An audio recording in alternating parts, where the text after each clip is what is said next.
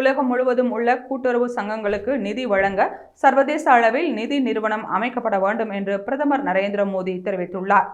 UN சர்வதேச கூட்டுறவு ஆண்டு 2025 தொடங்கி வைத்து பேசிய மோடி, இந்தியாவில் மொத்தம் 2 லட்சம் கூட்டுறவு சங்கங்கள் செயல்பட்டு வருகின்றன என்றும் 2047 வளர்ந்த பாரதம் கனவை அடைவதற்கு கூட்டுறவு சங்கங்கள் மிகவும் அவசியம் என்றும் வலியுறுத்தினார். சர்க்கரை, உரங்கள், மீன்பிடி மற்றும் பால் உற்பத்தி தொழிலில் கூட்டுறவு சங்கங்கள் மிகப்பெரிய பங்கு வகிக்கின்றன என்றும், கிட்டத்தட்ட 98% கிராமப்புற இந்தியாவில் கூட்டுறவு சங்கங்கள் செயல்படுகின்றன.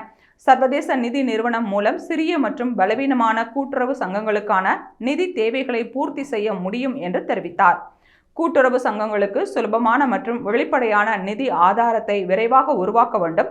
மேலும் பெரிய திட்டங்களுக்கு நிதியளிப்பது மற்றும் கூட்டுறவு நிறுவனங்களுக்கு கடன் வழங்குவதில் அமைக்கப்படும் நிதி நிறுவனம் முக்கிய பங்கு வகிக்க முடியும்.